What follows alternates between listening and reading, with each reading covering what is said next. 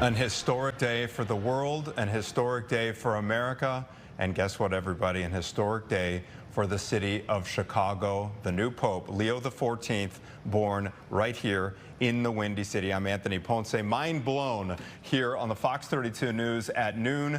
The newly elected Pope just made his very first appearance in Vatican City. I hope you watched it unfold right here. A moment we will never forget here in Chicago. There it is right here. Cardinal Robert Francis Prevost, born in September of 1955 here in Chicago, waving to the crowd in St. Peter's Square. The only thing missing in that sea of people, a Chicago flag. He will be known as Pope Leo XIV. As we take a look at some of the crowd there, you could see tears there, and he certainly did meet the moment. And this afternoon, we are joined by Dr. Michael Murphy. He is a professor at Loyola University of Chicago. Dr. Murphy, welcome to the program. What was your reaction here? This is unbelievable. I almost can't do this. We talked, you get all your kind of professional Catholic wonky hat on and you start handicapping people. And then and I had Prevost on my Cardinal, Pope Leo XIV, bless him, on my, on my hopes list because he just so great and perfect for the role. But we thought there's no way an American's going to get elected. So I'm just totally processing this right now. I really can't believe it. When I heard that name uttered out loud by Cardinal Momberti, the Archdeacon, I about fell out of my chair. That makes two of us. Yeah. A Chicagoan, not just American, the first American Pope in history, a Chicagoan as well. I have to ask you off the bat, have you met, I have to call Pope Leo XIV. Have you met the Pope yourself? What can you tell us about him? I have, as a matter of fact. I was just checking my cell phone. I have his phone number. So, give him a call. Can we get him on the line? We had a dinner last summer with some dear Loyola colleagues. We were working on a project together called Building Bridges. He's the president of the Pontifical Commission for Latin America that Loyola Chicago worked with so closely on our 4 Building Bridges events that were so great. And we were talking about a lot of things. We were in Wheaton at a restaurant called Ivy. So Ivy people, good for you. Wow, they can forever say at Ivy that they have hosted the Pope. Oh, we have the picture. Where that? Oh my gosh, I am not sure how our team turned that around so quickly, but that is unbelievable. Okay, so there is Pope Leo, and you were sitting right across the table from him. Yeah, and that's to my right is Dr. Peter Jones of our IPS. He's the dean of the Institute for Pastoral Studies. To my left is Dr. Felipe Legarreta. Across from me is Pope Leo XIV. Pope Leo XIV. To his left is Dr. Miguel Diaz, the former ambassador to the Holy See under the Obama administration. I know that you are processing this in real time on the air, but how big of a deal is this for America and Chicago?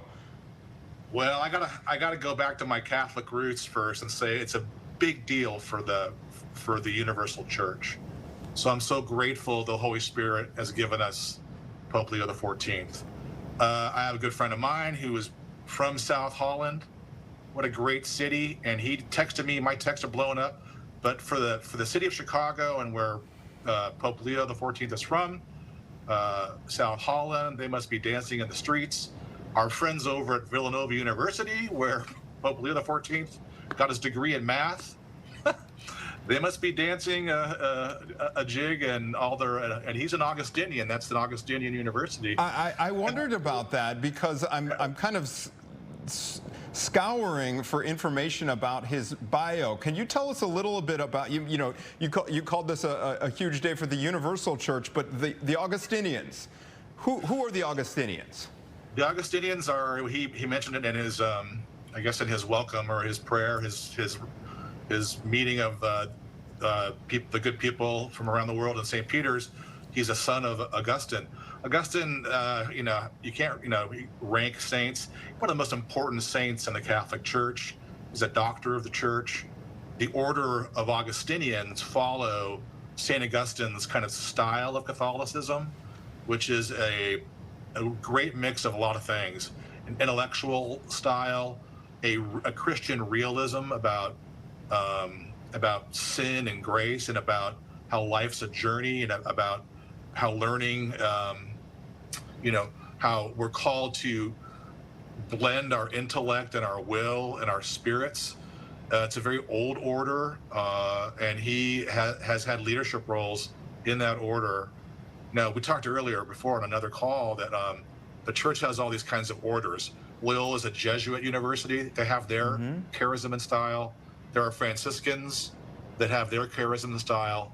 There are, Benedictines. There's so many orders, but this is an Augustinian, and so he has that as a son of Augustine, yes. Okay, so one of the biggest questions, not just here in America, but around the world, heading into this conclave was, will the new Pope carry on what was seen as a progressive approach to the Catholic Church in the style of Pope Francis, or would the next Pope kind of take a more traditional approach in leading the Catholic Church and the 1.4 billion Catholics around the world? What is your take on Pope Leo, and perhaps you could shed light on the Augustinian approach as well? I'm glad you asked that question. You get into these kind of epithets, these adjectives or descriptors, progressive and conservative, traditional, liberal, all those things. And I just remind viewers that the American political kind of philosophical diagnosis doesn't map always onto Vatican and church politics. Even I would say just politically, that's one of my areas of kind of expertise, I suppose, is that it means much less, liberal, conservative, progressive, traditional, means much less. It doesn't mean what it meant 50 years ago, I'll tell you that, in American politics even. So, we talk about Pope Francis, God rest him, being a progressive. Well, it depends on who you ask. I mean, in Latin America, a lot of people think he's a conservative, which would surprise people. But, as a Catholic, I would say, he's very traditional. If you think that living out and upholding the gospel and the kind of pastoral example of Jesus is traditional, and I think it is, he's very traditional. Is he progressive on social issues? Well, in the sense that he wants to open the windows and ventilate the church, not so much to let Jesus in the church, but to let Jesus out of the church as far as the peripheries, as Cardinal Leo XIV, or Pope Leo XIV, the former Cardinal Prevost just said, that this is the communion. All are welcome. Just like in the square. So if that's progressive, being welcoming to all, then that's progressive. But I think that's not exactly the word. But you're right to ask it for sure. What was it like for you? Talk to us about how you think he met the moment there on the balcony of St. Peter's Basilica there. You were sitting across from this man at dinner here in the Midwest a short time ago. Now you're seeing him where he is now in St. Peter's Square as the next Pope. Your take on how he met the moment there? I think he did great. You saw a person in control of his self, who is grateful to probably have his self and composed, as a child of God. You saw his expertise with languages. He spoke fairly perfect Latin. Yeah. Then he went into Spanish, and honoring his diocese in Chiclayo in Peru. What a beautiful thing.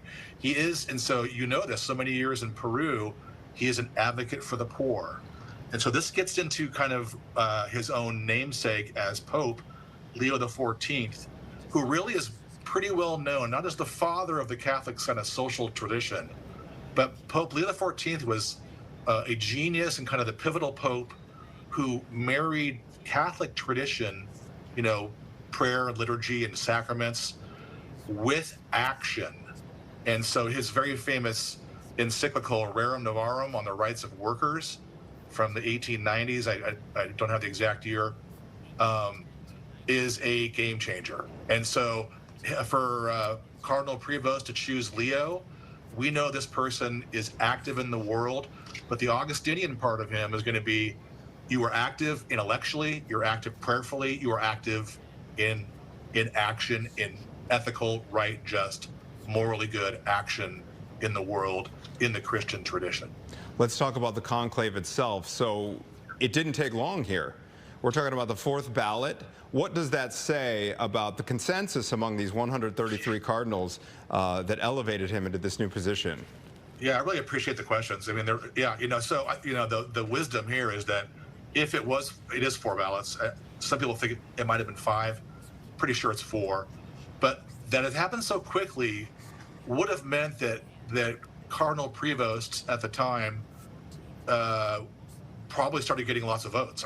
We won't know if Cardinal Prevost, because he say a vow of silence, but he might unlock the ballots and we can find out what happened 1, 2, 3, 4.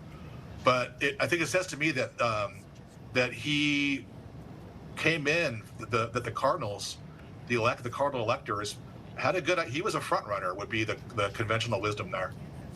What will be, do you think, the impact on the Chicago Archdiocese here? I mean, I'm stunned, for one, that it's an American pope, first time in history for that, but the local connection is absolutely mind-blowing.